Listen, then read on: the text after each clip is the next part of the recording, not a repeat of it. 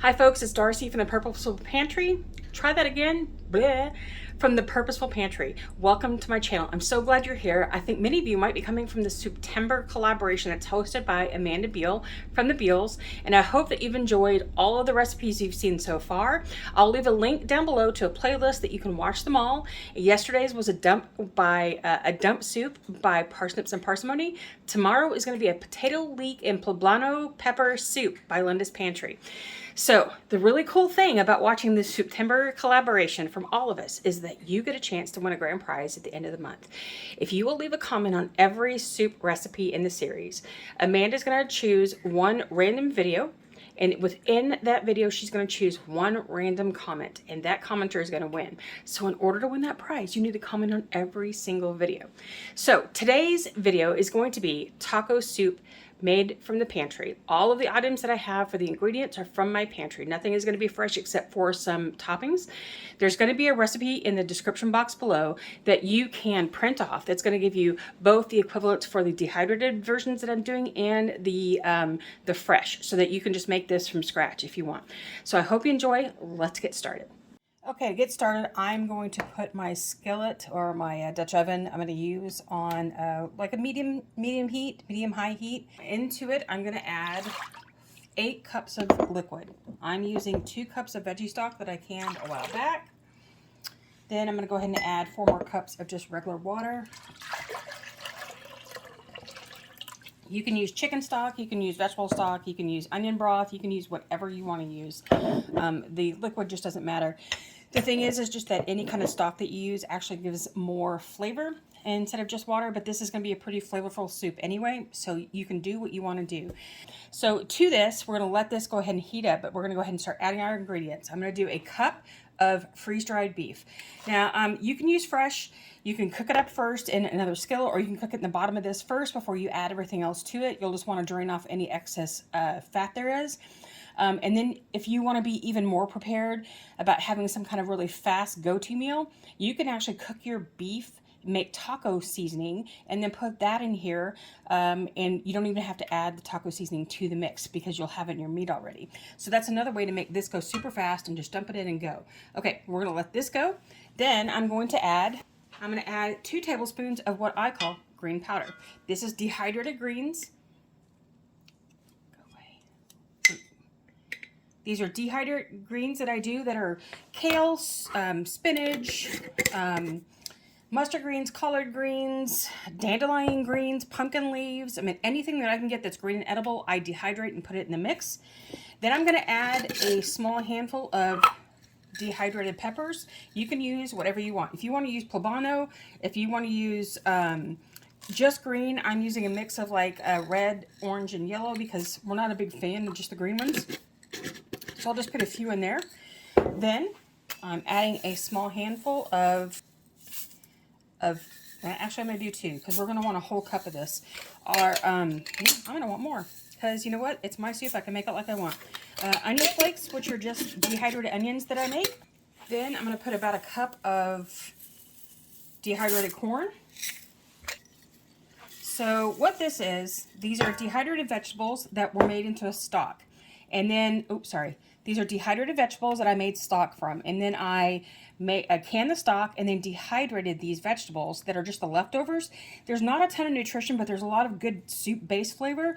And it just adds more texture and more flavor to the soup. So I'm throwing those in. That's not necessary. It's just one of those things that we like to add to our stuff to make use of it instead of it just going into the compost pile or back into the garden. Then I'm going to add 2 tablespoons of taco seasoning mix, whatever taco seasoning mix you like, whether it's packaged or you make it yourself. Then because I have a crowd to feed, I'm going to do about 2 cups of instant rice. Now you can do this from a box mix. You can make it from fresh and just prepare this as you're doing the soup and add it at the end, like I mentioned earlier. But rice helps give it some bulk that makes it more, when you need to feed the crew, that's how you do it. Okay, I've drained these black beans. I'm going to add them to it. I didn't rinse them, but I just drained them. And you can use whatever beans that you want to use. You can use as many beans as you like. If you're a vegetarian and don't want to use the meat, You can add it all beans. We are not big bean eaters, but we will use it for this. So here we go. Now, the last thing you're going to want to add is a tomato base. If you want to use tomato paste, you can add tomato paste. You're going to want to add about, I don't know, 2 tablespoons, 3, maybe half a can, depending on what you like. I'm doing about 2 tablespoons of tomato powder that I make by dehydrating tomato paste. I do it once a year for the entire year. That way I don't have to store tomato paste cans because it's just more than I want to do. And then I can just have it available all the time. Now, this is not necessarily going to be the prettiest soup because of my greens, but we like it, and so we don't mind it at all. Now, for those of you who are wondering why I use so many dehydrated products, for me it's because I've already got everything prepped, it's ready to go. It can just sit here and it will rehydrate while it cooks and warms up, and then it will cook with the heat. So dehydrated products make it easy for me to throw together a meal without having to do all the prep work. You can do it from frozen. It works kind of the same way, where if you prep it and get it ready, it can go in frozen, and then you can just do the same thing. And then if you can use canned foods the same way. Okay, what we're going to do is we're going to let this cook for about 30 minutes on medium-high temperature and just let it go. You can then make adjustments at the end for anything that you want. I'm not adding salt to it now because the salt content from the taco seasoning mix might be enough. I might have to add some at the end. I can actually add anything that I want once I'm done. Okay, we're ready. I love eating soup in a soup mug. I'm stealing my son's because my soup mug is being used. I just want you to get a look at this. Awesome soup. Awesome soup. This is going to be so good. Okay, so here I've got a mug that I'm about to eat for lunch. I'm going to save this for my son. He gets the pretty one, but you can garnish it with cheese, with avocado, with fresh onions. You can garnish it with some tortilla chips. You can actually use that as the base if you don't like the rice, which is something my dad and I always did growing up. We put taco soup or chili on top of tortilla chips. And the cool thing is that this soup is really good to freeze. So I have these super cool silicone things called super cubes. I'm going to open this up real quick. I should have done that first.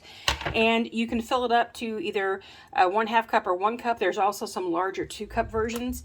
And what I will do is I will fill each of these, let it freeze, take them out, store them. And if we want a cup of soup, we just have to take the one out, put it in a bowl, microwave it if we want, or put it in a small saucepan and put it on the stove so that we can heat it up, and then it's good to go. So thanks again for watching, and remember, leave a comment on this and all of the Souptember recipes below so that you can be entered into the contest from Amanda at the Beals. So if you want to learn how I made the dehydrated corn, you can click right here. I'll leave a video for that, and if you click right here, you can see the entire series within that playlist. Thanks again for watching, and happy Souptember. Happy Souptember.